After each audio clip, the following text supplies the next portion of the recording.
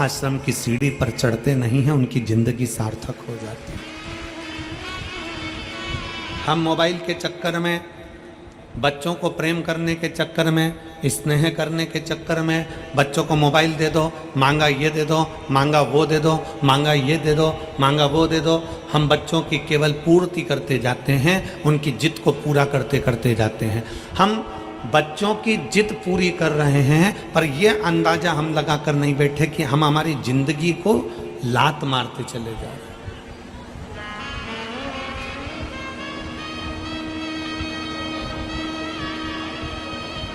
बच्चों की जिंदगी पूरी करने में, हम बच्चों की जिद पूरी करने में हम अपनी जिंदगी पर लात मार रहे हैं, हम अपना जीवन बेकार कर रहे हैं। शंकर भगवान क्या गणेश जी महाराज को प्रथम गिनती में नहीं गिन सकते थे? शंकर भगवान क्या अपने पुत्र का सम्मान नहीं करा सकते थे? पर भगवान देवाधिदेव महादेव भगवान शंकर ने अपने बेटे को प्रथम गिनती में नहीं गिना। भगवान शंकर ने अपने पुत्र कार्तिक को, गणेश जी को प्रथम गिनती में नहीं गिना। कब गिना? जब कह दिया गणेश जी और सदानंद कार्तिकेय जी, जाओ पूरी पृथ्वी की परिक्रमा कर कर आओ। पृथ्वी की परिक्रमा कर कर आओगे, पृथ्वी की अगर तुम परिक्रमा कर कर पहुंचोगे तो जो पहले पहुंचेगा उसको प्रथम गिनती में गिना जाए। मतलब भगवान शंकर भी अपने पुत्रों से कह रहे हैं, भगवान शंकर भी मार्गदर्शन कर रहे हैं कि कर्म करोगे तो फल मिलेगा।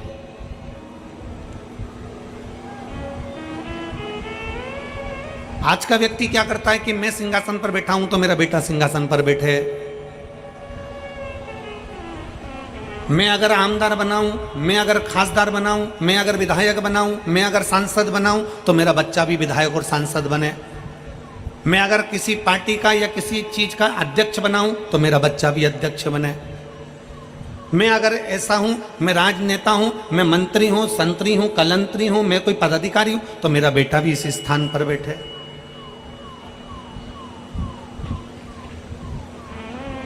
पर शिव महापुराण की कथा कहती है अमिताभ का बेटा अमिताभ जैसा नहीं बन सकता, धर्मेंद्र का बेटा धर्मेंद्र जैसा नहीं बन सकता, सचिन का बेटा सचिन जैसा नहीं बन सकता। सबकी अपनी अपनी क्वालिटी है।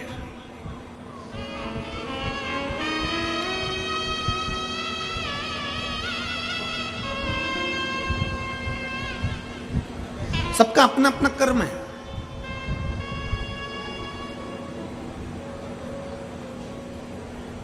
अपने भीतर की जो एक ज्योति है, अपने भीतर की जो एक ऊर्जा है, उसको स्वयं को जगाना है। सास क्या सोचती है? मेरी बहू मेरे जैसे बने। मैं अगर सुबह 4 बजे जाग रही हूं तो मेरी बहू 4 बजे जागे।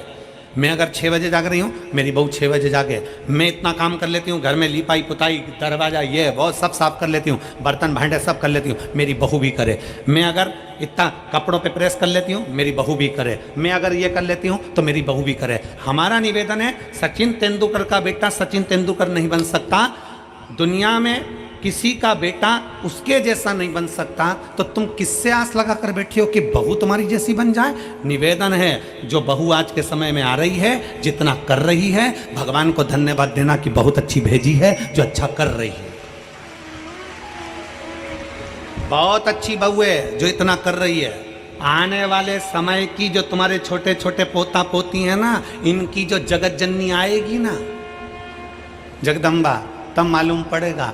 1 मिनट तुम उसके साथ बैठ लो, ये बहुत बड़ी बात है। इसलिए आज के समय की जितनी बहुएं हैं, मेरा सासुओं से निवेदन है, जैसी बहू है भगवान भोलेनाथ को धन्यवाद देते रहना कि तूने बहुत अच्छी दी है, कम से कम हमारे घर में हमारे साथ रहे तो रही है। कोई किसी के जैसा नहीं होता। सास सोचे मेरे जैसी फुर्ती मेरी बहू में होना चाहिए, मैं फुर्ती फुर्ती काम कर लेती हूँ, मेरी बहू फुर्ती फुर्ती काम करना चाहिए, मैं इतने लोगों का भोजन 50 लोगों का भोजन चुटकी में बना के रख देती हूँ। तो तुम सास हो, वो बहू है। सास और बहू में अंतर है कि नहीं है? अपने जैसा मत सोचो कि बहू मेरे बराबर काम करे। सुबह 4 बजे मैं जगी हूं, बहू मेरे से पहले जगना चाहिए। मैं अपने सास को चाय पिला देती थी सुबह 5 बजे, तो मेरी बहू भी मुझे चाय पिलाए सुबह 5 बजे। अगर बहू उठकर अपने बच्चों को सुबह से संभाल रही है, समझ लेना कि भगवान की बड़ी कृपा है, ठाकुर जी की बड़ी कृपा है। हमारे जैसा कोई नहीं बन सकता। और मेरी जीजियों, मेरी सास जितनी माताएं बैठी हैं, मैं तुमसे निवेदन करता हूं, तुम ओल्ड इज गोल्ड, तुम ओल्ड इज गोल्ड। जब तुम इतनी पावरफुल हो, तुम गोल्ड हो, तो सिल्वर कैसे गोल्ड हो सकता है?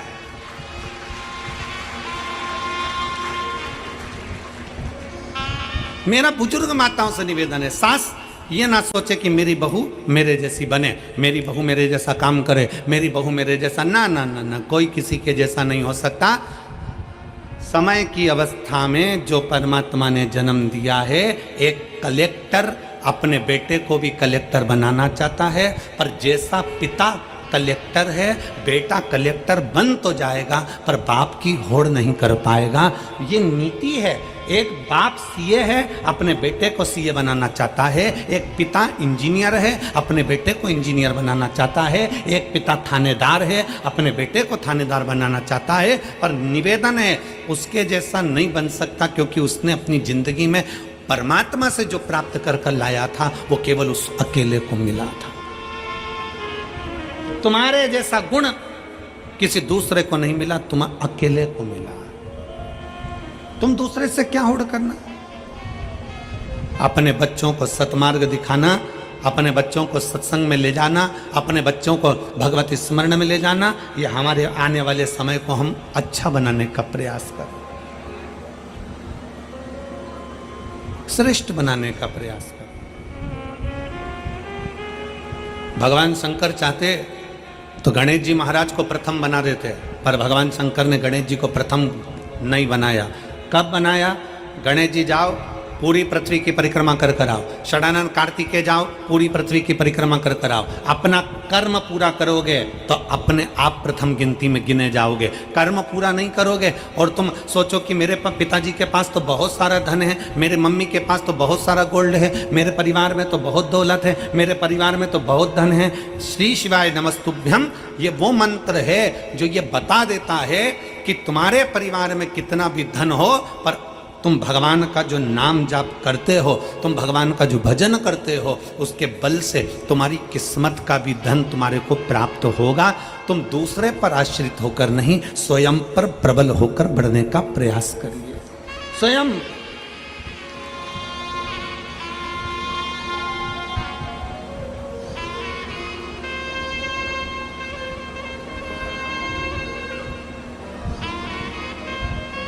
एक होती है लिफ्ट, खड़े हुए ऊपर चले गए, खड़े हुए नीचे आ गए। एक होती है लिफ्ट, दूसरी होती है सीढ़ी।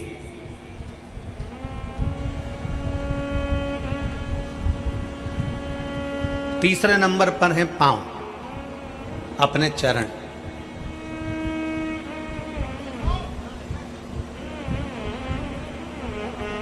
किस पर विश्वास करोगे? बोलो, जम के बोलो जरा। लिफ्ट पर, सीढ़ी पर कि अपने पांव पर?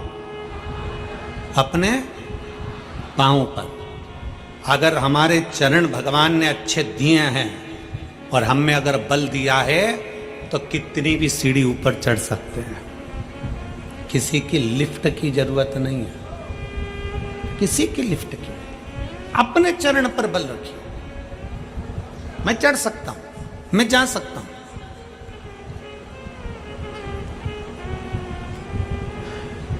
लाखों में आप लोग आए हो, लाखों की संख्या में, पूरे ग्राउंड में कहीं जगह नहीं है और लोग रोडों पर हैं, चलते जा रहे हैं, आते जा रहे हैं, लाखों की संख्या में आप लोग।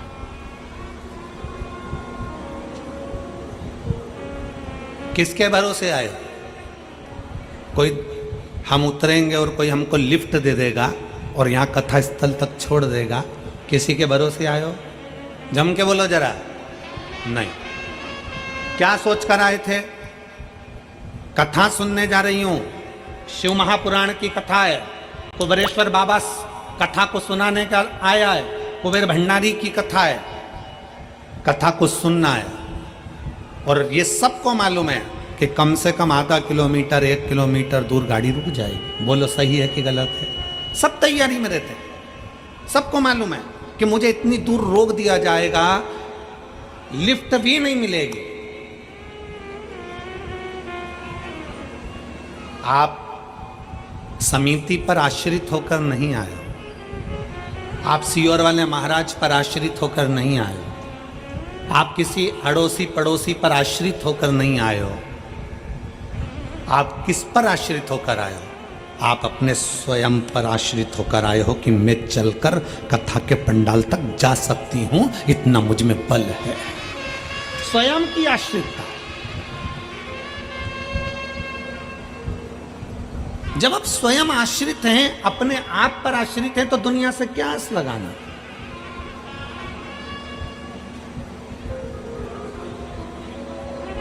हम दुनिया से क्या आस लगाएं?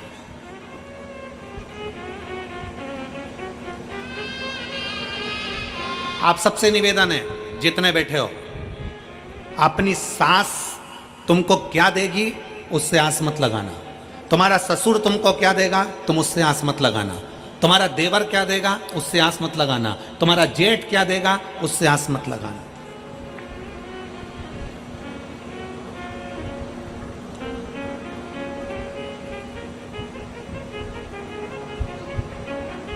एक पत्नी का पति कोरोना में चले गए। एक पत्नी का पति कोरोना में चले गया। पत्नी रो रही थी, धाड़ धाड़ कर खूब आंसू बहा रही थी। रिश्तेदार बोले, अरे बेटा, बेटो बच्चों की ओर देख, बच्चों से आस लगा, बच्चों से आस लगा, जो होना था हो गया, बच्चों से आस लगा, तेरा बच्चा है उससे आस लगा।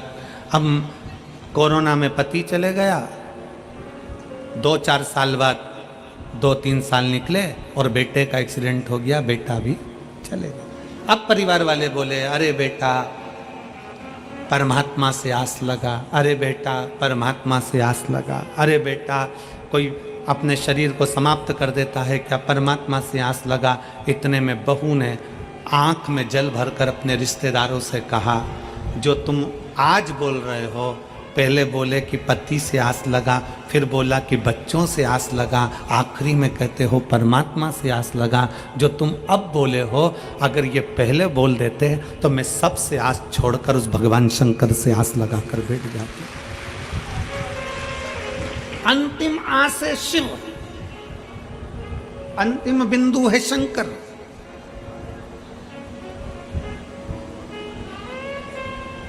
बच्चों से निवेदन है, यहां जितनी मेरी बेटियां बैठी हैं और जितनी मेरे बच्चे बैठे हैं, नवयुवक बच्चे जितने बैठे हैं, आस मत लगाना कि तुम्हारे पापा क्या देंगे, तुम्हारी मम्मी क्या देगी, तुम्हारा काका क्या देगा, तुम्हारी काकी क्या देगी, तुम्हारे रिश्तेदार क्या देंगे। आस मत लगाइए। आप अपने अंदर ऐसा बल उत्पन्न करिए कि मैं मेहनत करूंगा और मेहनत करूंगा और आगे बढ़ूंगा, और आगे बढ़ूंगा तो ये निश्चित है कि मैं भगवान भोलेनाथ से कहता हूं कि बाबा मुझे किसी के भाग्य का मत देना, देना तो मेरी किस्मत का देना, और इतना देना कि मैं दुनिया को लुटाता रहूं। एक पत्र है,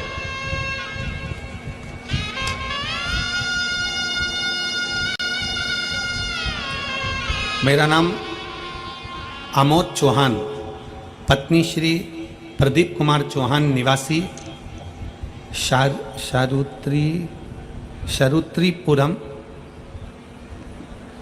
सिकंदरा, आगरा की रहने वाली हैं। कहीं बैठी हो तो हाथ हिला सकती हैं और एक बेलपत्र लेने के लिए आ सकती हैं। मेरा नाम आमोद चौहान, पत्नी प्रदीप कुमार चौहान, निवासी शास्त्रीपुरम, सिकंदरा, आगरा की रहने वाली हूँ। पत्र आप लोग एलईडी पर पढ़ रहे होंगे। एलईडी पर दिख रहा है पत्र? एलईडी वालों बोलो तो, दिख रहा है? शास्त्रीपुरम, सिकंदरा, आगरा की रहने वाली हूँ। मेरा मोबाइल नंबर ये है। मैं बाबा भोलेनाथ का क्या वर्णन करूँ गुरुदेव। मेरा बेटा शिवम चौहान, जो शुरू से अपनी कक्षा में, हाई स्कूल, इंटर, बीटेक में हमेशा अपने कॉलेज में 2वीं पोजीशन पर आता रहा। सन 2016 में बीटेक मैकेनिकल ब्रांच से किया था, पर 2023 तक भी गुरुदेव 2022 तक भी उसकी कोई नौकरी नहीं लगी थी। सरकारी नौकरी के लिए वो अप्लाई करता रहा, आखिरी में हार गया और उसने विचार कर लिया कि अब मेरे को सरकारी नौकरी नहीं मिल सकती।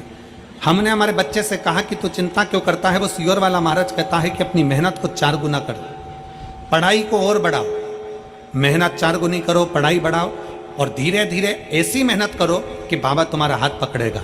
शंकर जी के मंदिर जाना चालू करा, 1 लोटा जल चढ़ाना प्रारंभ करा और बेटे ने 2022 में फिर वापिस अप्लाई किया और बाबा की ऐसी कृपा हुई कि आज मेरे बेटे का रेलवे में सर्विस लग गई। मैं बाबा को यहाँ पर धन्यवाद देने के लिए आई हूँ। मेरा बेटा रेलवे के 3 पोस्ट अकाउंटेंट सेक्शन ऑफिसर और ट्रेन मैनेजर के पद पर नियुक्त हो गया। मैं शिव जी को यहाँ प्रणाम करने के लिए आई। ये विश्वास, हमें दूसरे का धन नहीं, हमें दूसरे की संपदा नहीं, हमें दूसरे का वैभव नहीं, हमारी किस्मत का हमको चाहिए, हमारी मेहनत का हमको चाहिए।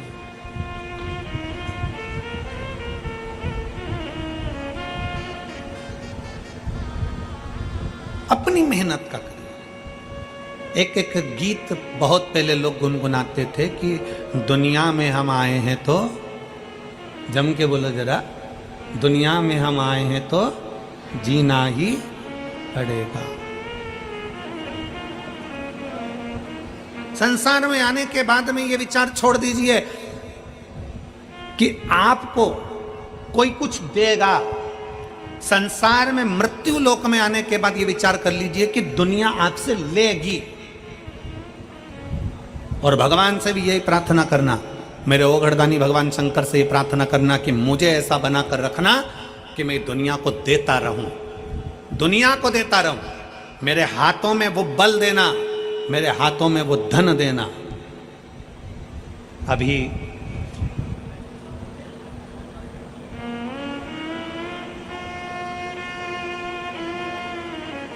भारत के रत्न टाटा बिरला जी, रतन टाटा जी, अभी भारत के रत्न शांत हुए, प्रभुलीन हुए। इतने सेठ हैं दुनिया में, ना जाने कितने करोड़पति आए होंगे, कितने करोड़पति चले गए होंगे। और आज भी रतन टाटा जी को लोग क्यों याद कर रहे हैं, क्यों इतनी श्रद्धांजलि पुष्पांजलि, क्यों उनको स्मरण किया जा रहा है? क्योंकि उन्होंने अपनी कमाई का अपने हाथों से खूब दान करा, पुण्य करा, सत्कर्म करा, तो भगवान ने भी देने में उनको कमी नहीं रखी और बढ़ा कर देते। पुण्यता। ये फिरोजाबाद वालों को मौका मिला था ये 5 दिन की कथा को करवाना, 5 दिन की कथा श्रवण करना, 5 दिन की कथा में अपने तिजोरी का खजाना खोलकर आकर इन शिव भक्तों को, अभी तक तुम्हारे फिरोजाबाद में देवी भक्त आए होंगे, अभी तक तुम्हारे फिरोजाबाद में अन्य भक्त आए होंगे, पर फिरोजाबाद की इस पवित्र भूमि पर इतिहास रचा है इस कथा ने कि लाखों की संख्या में शिव भक्त यहाँ पहुँचे हैं। हमने उनको पानी पिलाया, हमने उनको बिस्कुट खिलाया, हमने उनको टॉफ़ी खिलाई, हमने उनको क्या खिलाया? ये जितने टॉफ़ी बांटने वाले हैं, पानी पिलाने वाले हैं, बिस्कुट खिलाने वाले हैं, इनसे आप पूछना जरूर, क्या इनको शंकर भगवान ने कुछ दिया? ये बच्चे, ये माताएं, ये भाई एक बात जरूर कहेंगे कि हमने कथा में सुना है कि कथा के पंडाल में जिस जगह पर कथा होती है वहां शंकर 5 दिन के लिए, 7 दिन के लिए आकर विराजमान होता है। वहां जितने शिव भक्त होते हैं उनका मुख झूठा कराने से कभी घर में संपदा की कमी नहीं आती। ये उनकी चित्त वृत्ति में भरा हुआ।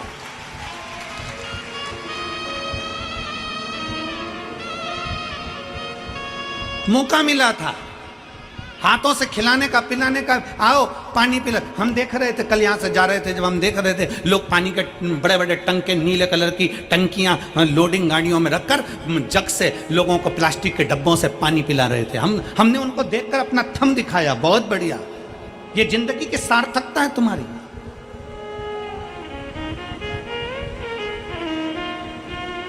क्या दे रहे हो, किसको दे रहे हो?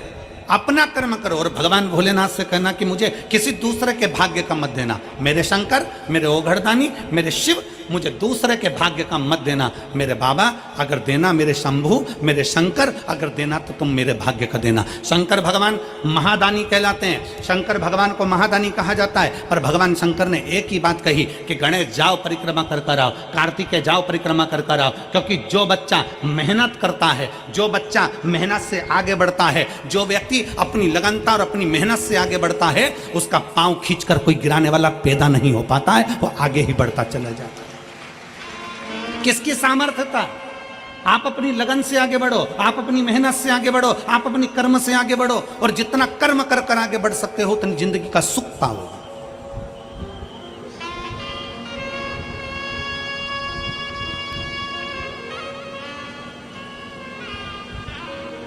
आप बढ़िया आगे।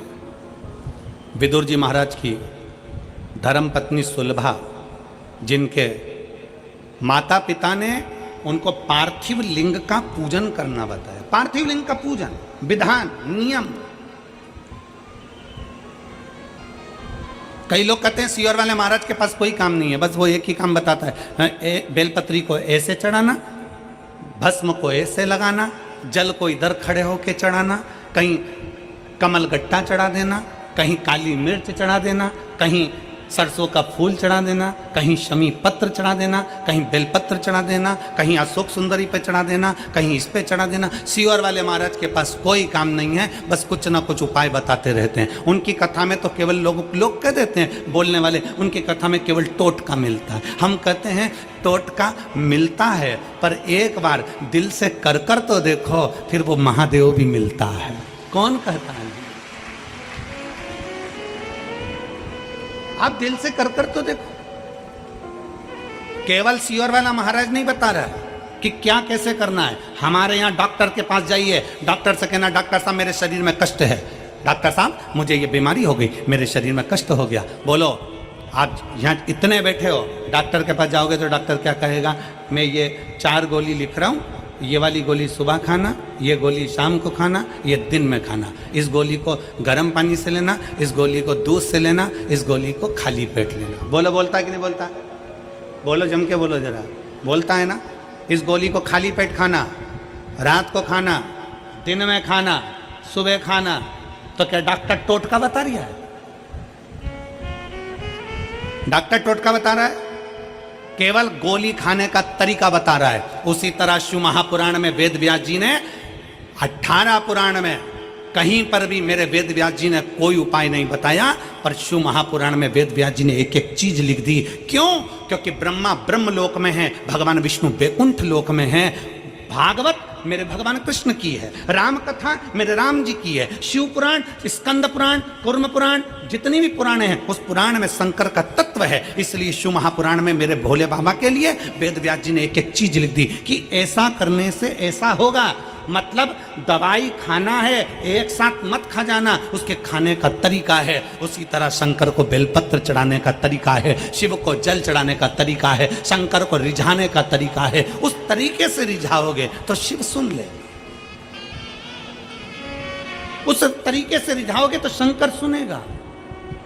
पत्र है।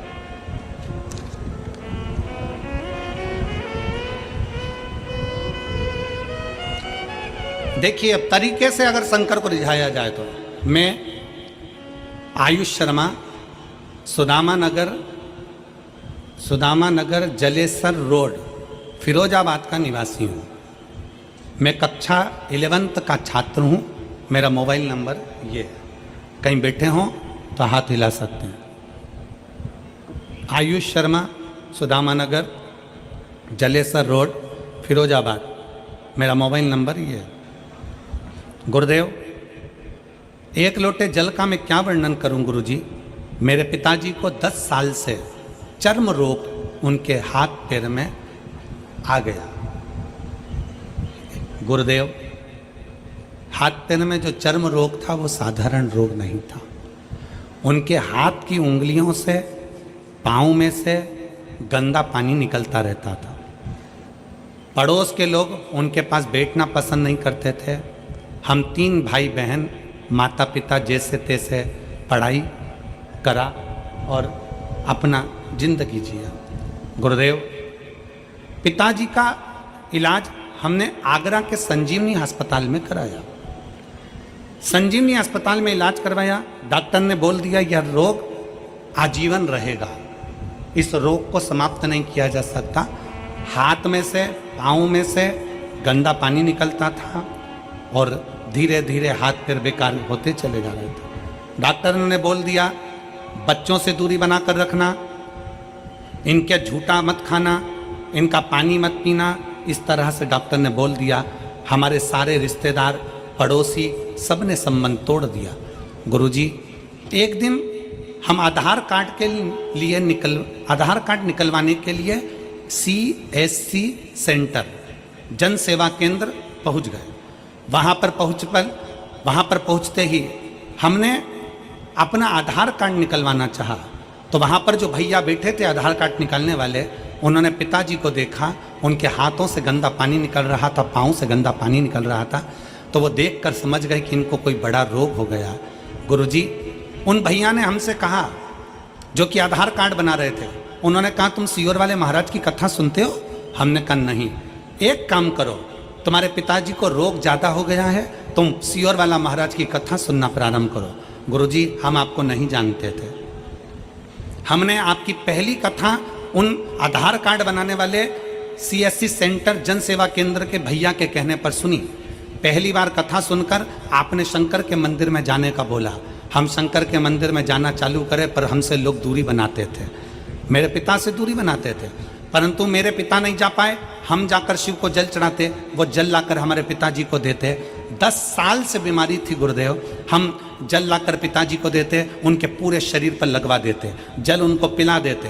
बेलपत्री का महत्व क्या है गुरुजी? दुनिया के लोग तो पहले बेलपत्री को मंदिर से उठाकर फेंक देते थे। आज के ज़माने में बेलपत्री मंदिर में मिलती नहीं है। हम एक बेलपत्र उठाकर लाते, अपने पिताजी को दे देते। जो बीमारी 10 साल से थी मेरे गुरुदेव, वो बीमारी 3 महीने के अंदर मेरे बाबा ने समाप्त कर दी। मेरे पिता ठीक हो गए।